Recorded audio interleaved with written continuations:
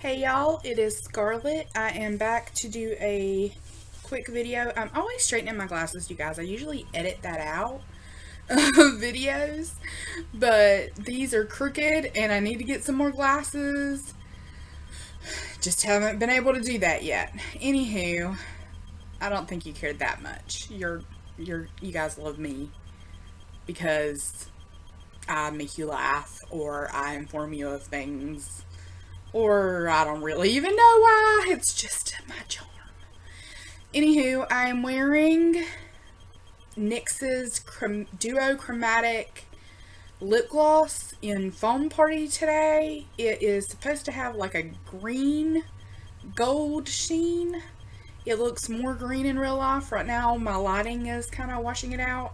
I'll see if I can put a filter on the video that will make it look the shade of green that it actually is. But that's beside the point. I had some more I wanted to say about Spina Bifida. My first video focused mainly on the lack of bowel and bladder control that comes along with Spina Bifida, but that's not all that I deal with, and I'm going to post this video before I post my first Mask With Me Monday. But in that video, I explain autoimmune disease. And my autoimmune disease has caused arthritis. I didn't mention in the Mask With Me Monday video, but I had a knee replacement 5 years ago. I was pretty young for a knee replacement. I'm just going to tell you guys how old I am. I'm 34.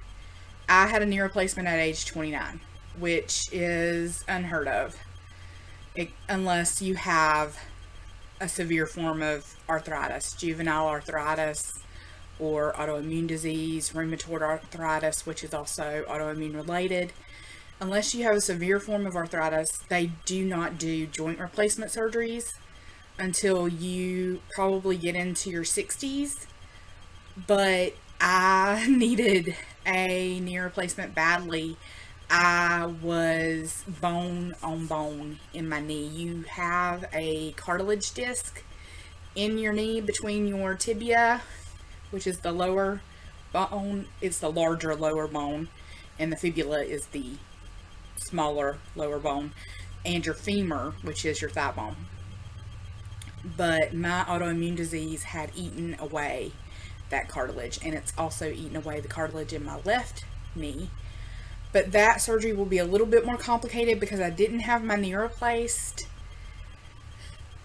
and then I broke my femur for the 6th time, and they did surgery on it, and the surgery that they did is going to complicate a knee replacement. So there's that. My life is nothing if not complicated, and my cat is trying to crawl up here right now. She needs to stop. She's shaking my camera. Ray, really? Oh, by the way, my fur kids. I may do a whole video on my fur kids. I'm not really sure.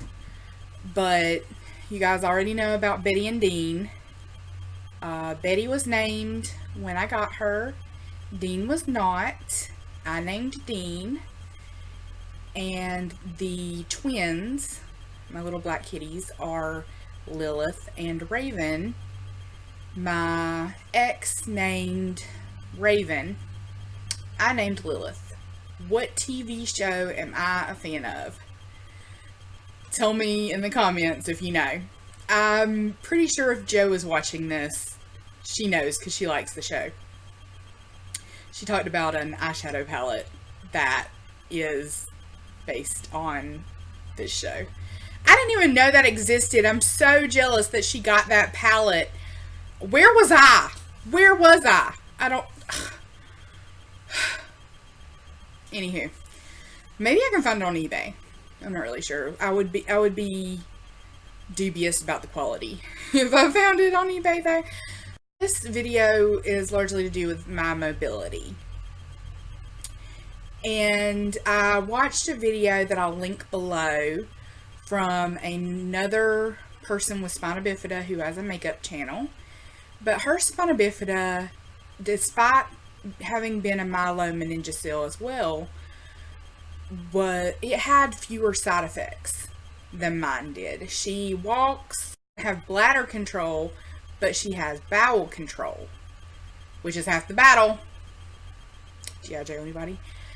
And she doesn't have paralysis anywhere. She is really good, but her scar looks a lot like mine. The skin, for some reason, on people that had myelomeningocele repair, it's very puckered around where the scar is. I can't take a picture of my own scar. I am not going to try to get it on camera because I would have to be a contortionist, and that I'm not super bendy, just to let you know. But yeah, it's very puckered around it and has weird pigmentation on the skin. Maybe it's not just me. I thought it was, but it actually made me feel a little bit better. So one thing I wanted to stress in this video is that just because I explained to you what Spina Bifida is like for me, it is varied. It is wide and varied, the effects that it has on people. So don't think that I am the end-all be-all resource for Spina Bifida, or even my type of Spina Bifida. I can only tell you what it is like, literally, for me, what my damage was. Everybody's nerve damage affects them differently. And I forgot to mention that my Spina Bifida occurred at the base of my back. It can occur anywhere along the spine. And for those of us that it occurs lower in, we have generally fewer side effects, or we fare better regarding our side effects because there's less of our body damaged. There's less nerve damage. And that's why I say I'm blessed with my Spina Bifida. It could have been so much worse, you guys. It really could. I know it's not ideal. It's not the best thing that ever happened to me.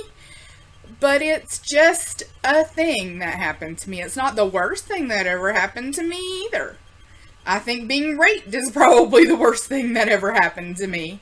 So there's that.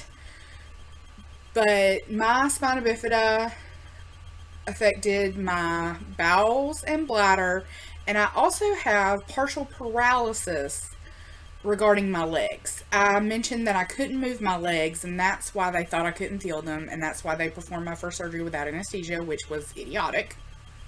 They actually laid me on my stomach, and they clamped me to the table to keep me from moving.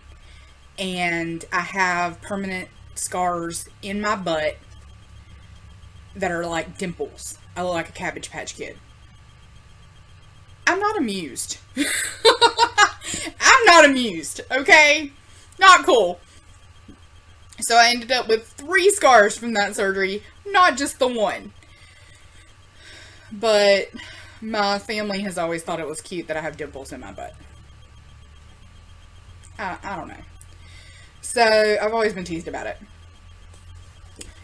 But my partial paralysis means that I couldn't move my legs when I was born, and they actually had to bend my knees for me.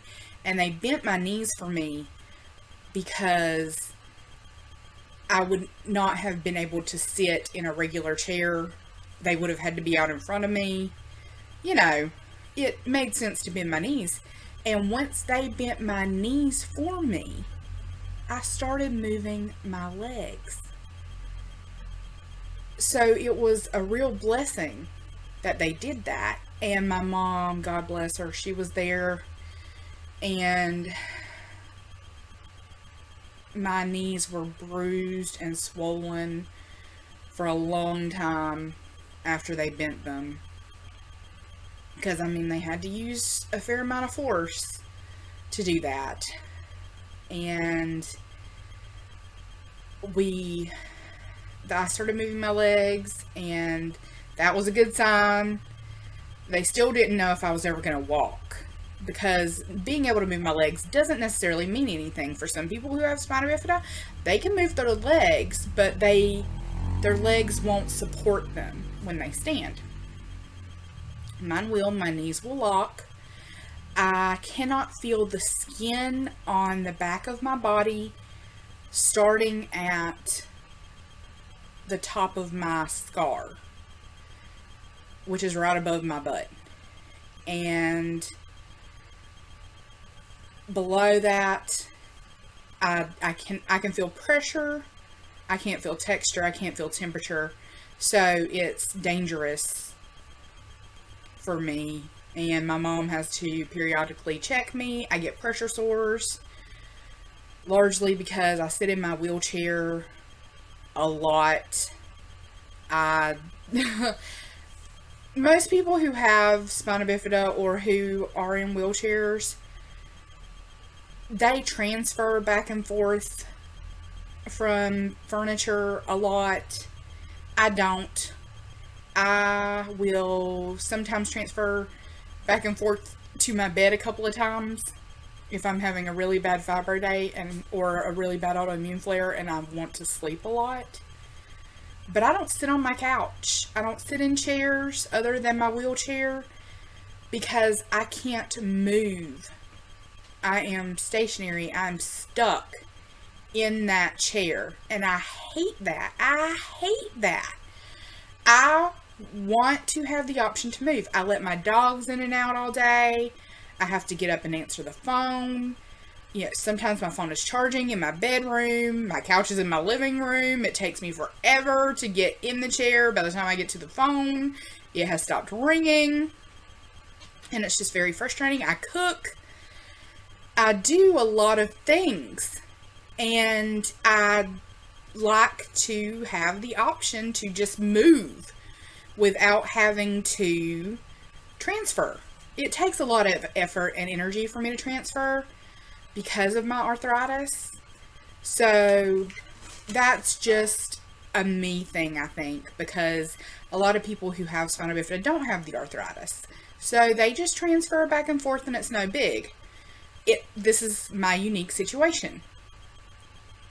So I spend hours and hours in my wheelchair, and that does produce pressure sores sometimes. I actually have one right now, which is annoying. But I walked unassisted until I was about 14. I used a wheelchair for long distances because even though I could walk and I didn't require a walker, I didn't require crutches, I didn't require a cane, I still wear out pretty quickly, or I did wear out pretty quickly because the effort required for me to walk is greater than that of someone without my mobility issues due to the partial paralysis, which I didn't explain in its entirety. I have no feeling on my skin on the back. I have no feeling on the skin on the front below the knee.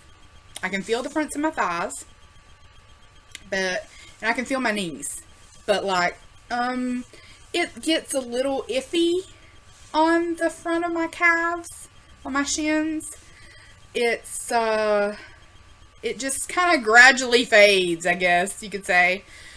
And I don't feel my feet very well, either of them. I can't wiggle my toes, which is probably the biggest tragedy about having spina bifida. It really just baffles me that people can wiggle their toes. It's something I've never been able to do, and I have tried. I have sent the message to my toes to move. Nothing happens. Nothing happens. Just zero, because there's an interruption in my spinal cord. For a second, because I told you about the fourth time I broke my leg, and that's why I started having to use my cane, but I didn't tell you that The first time I broke my leg, I was 6. I was 6, broke my leg, had surgery at age 7, 6 or 7, I want to believe 7. Had surgery, 2 surgeries, again at age 7. So I had I had 3 surgeries when I was 7. Broke my leg when I was 6 and broke my leg again when I was 8, and it required surgery. So in the span of 3 years, broke my leg, had 3 surgeries, broke my leg, and had a surgery. And both times I broke my leg, it was my femur. I'm not really sure if the broken femur was a result of the going in and shallowing, or not shallowing out, but deepening my hip socket, or if because that's the shorter leg, when I fall, it just folds under me. I'm not really sure what it is, but for some odd reason, that is the leg that always, no pun intended, gets the short end of the stick. So I started having to use my cane all the time, but I had rehabbed back to walking just as much as I did before, just assisted more. And in the wintertime, I did use my wheelchair more to get around school because I was in so much pain. I'd had autoimmune disease for 6 years at that point, so the arthritis was really starting to set in. And I then broke my leg again at age 17. The break when I was 8 was a spiral break where the bone twists apart. I know it sounds awful. It is awful. I'd had to have pins inserted through the bone to hold it while it healed. That was the surgery. And they took those out while I was awake. I would have had to wait another 2 weeks for them to put me to sleep to do it. I didn't know it was going to hurt as much as it did. That's a regret. Yeah, hindsight is 20/20, especially when you're 8 years old. So when I was 17, they put a metal plate up near my hip and put 7 screws through my femur from my hip to my knee to hold it in place. Because they didn't think I was done growing yet, so they didn't want to put a rod in it. That happened when I was 32 and broke it. How old was I? 32? Yeah, 2 years ago. Yeah, broke it again then. So they put a metal rod in it then because I had broken it just below the plate.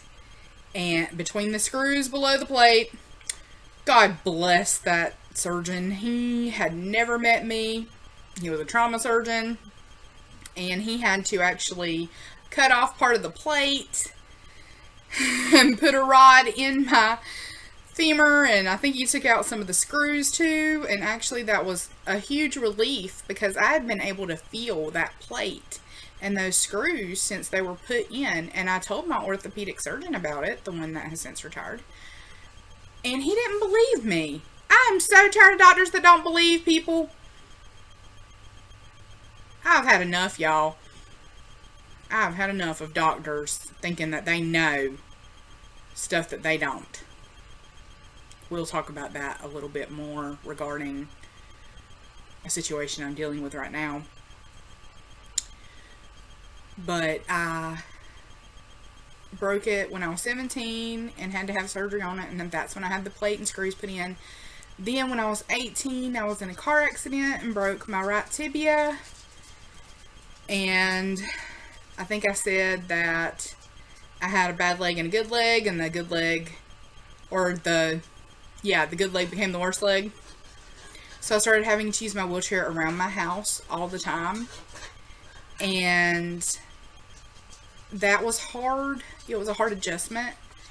But because my ability to walk has been gradually depleting, it has made it easier to cope with. You know, it's just kind of slowly happening. But my arthritis has gotten worse. My knees gave out, and I had to have a knee replacement by the time I was 29. My orthopedic surgeon had said when I was 18 that I would probably have to have a knee replacement within 10 years because of the cartilage depletion in my knee. And I waited 11. I needed it at 10. I probably needed it at 9. But I waited 11. Waited a little too long. I was in so much pain, y'all. Every time I stood up, I could not bend my knee all the way straight because it hurt so badly. I had to keep my knee bent at probably at least a 10-degree angle at all times just to keep the bones from rubbing together and from being in excruciating pain. I was hobbling around everywhere. I could barely get in and out of the car and load my wheelchair. It was really terrible, especially because that's my dominant leg. That's my long leg.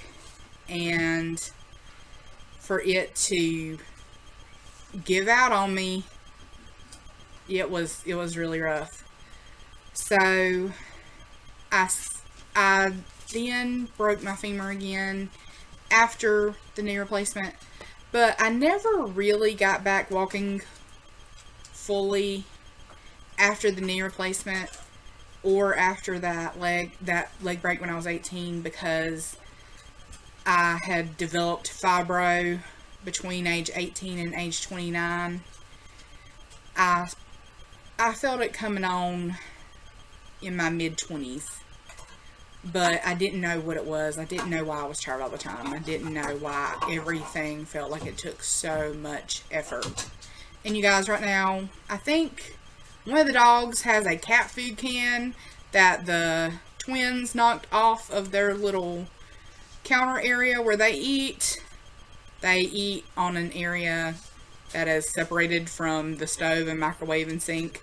I have a little bar area that people would normally probably eat breakfast at or something like that, and it's too tall for me, so I just put their food up there, and it keeps the dogs out of their dry food because my dogs will eat it, and the protein in cat food will actually damage dogs' kidneys, so I have to keep them out of it or they'll die.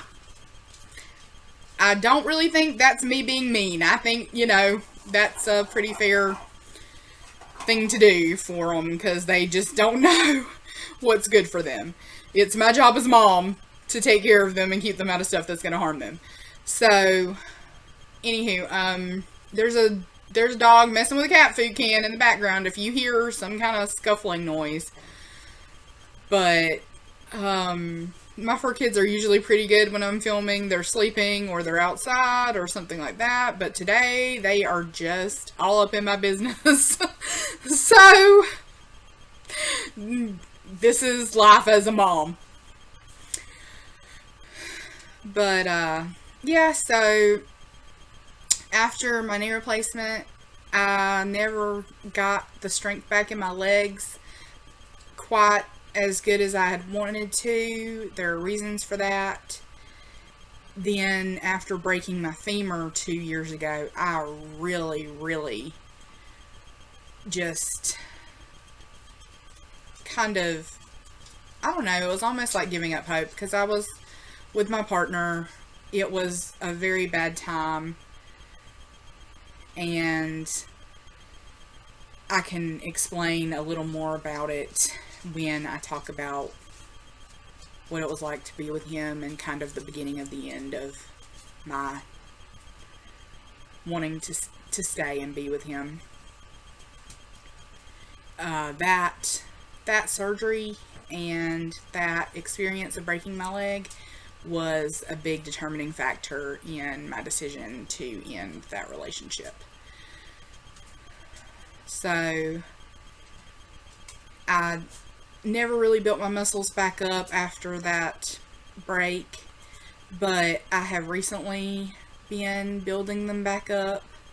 since meeting Cuddle Dragon and going to see him. I was unable to go see him without having help loading up my wheelchair, but we got another contraption that I can load the wheelchair on by myself.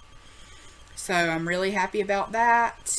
It's forced me to use my walker more, and I have to walk from the back of the car to the front of the car, from the front of the car to the back of the car, anytime I get in or out of the car. And it requires some effort to hook it all on there securely so it doesn't fall off. But I'm glad, because my legs are getting stronger.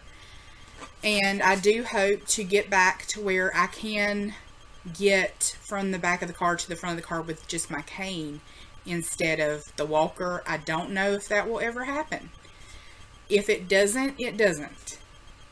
But it is a goal. And I'll have that goal until it happens, or I'm not here anymore. So, anywho, I used a manual wheelchair until I broke my leg the last time, and that was when we decided that I needed a power chair because I was unable to get up and down the ramp here at the house by myself. I was unable to roll around in the yard. I got very tired rolling around stores because of the fibro. I also broke my leg because I lost control of my wheelchair going down a ramp. And I splatted at the bottom, y'all. And broke my leg. It was such drama. I was at a restaurant. It was my papa's 80th birthday. My maternal grandfather. It was his 80th birthday. I broke my leg on his birthday. I felt so bad. We had already eaten, thank God. But they had to call the ambulance. The manager of the restaurant was scared half to death we were going to sue him for something. But it wasn't his fault. It was my fault. I knew better than to go down that ramp by myself. But me, and I'm going to refer to my ex as B. For reasons. B for bastard. That's not really what it stands for. But anybody that knows us would know why I'm calling him B. So, B and I were fighting. I didn't want to ask him for help going down the ramp because he just... I didn't feel like I could. I just didn't feel like I could.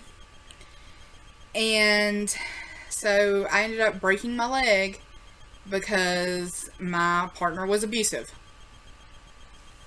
But I made that decision. I chose not to ask for help. I could have asked a family member for help, but I was ashamed of the fact that I couldn't ask my partner for help. So I broke my fucking leg. Pride goes before a fall. That's in the Bible. And apparently in my case it's true. Literally. So, yeah. But I started going through the process to get a power chair. I've had this power chair since October of 2015. And it has really improved my life a lot. It's acting up right now. Which is putting a big damper on things, but I am trying to get it fixed, so we'll see what happens, and I will catch you guys later. That's all I have to say about my mobility and my loss of mobility over the years. Please don't feel sorry for me. I'm okay. Does it bother me that I can no longer use a manual wheelchair in my everyday life? Yes, it does. But you know what it hurts the most? My pride. And that's not going to kill me. It's not going to kill me to have my pride hurt a little bit. And I'm 34 years old. I have been able to get places under my own steam, whether walking or using a manual wheelchair for most of my life. I need to suck it up and accept it and just go on my way. Yes, I'm sad about it sometimes, and I do miss the strength that I had in my joints, but it is what it is, y'all. This is life, and you oftentimes have to accept things that you don't want to, but it's all in how you handle it. You choose how you respond to the situations that you come into contact with, the circumstances you find yourself in. And that's what I'm doing, is I'm taking control of my circumstances. I am choosing how I respond to the situations I find myself in. And I'm living the best life that I can in my circumstances. I hope that you can learn how to do the same. I hope that maybe you already do the same. And I'm so glad you came back for another video. Thank you for your support. It means so much to me, you guys. If you want to subscribe, if you don't, that's up to you. I'm not someone who's going to ask you to subscribe. This is a hobby. You don't have to subscribe. If you're interested, you will. If you're not, you won't. I'm not going to beg for subscribers. So, I'm glad you came back. I'm glad you watched. I hope you learned something. I hope I had some kind of positive effect on you. And I hope that you are well until I see you again. Bye, y'all.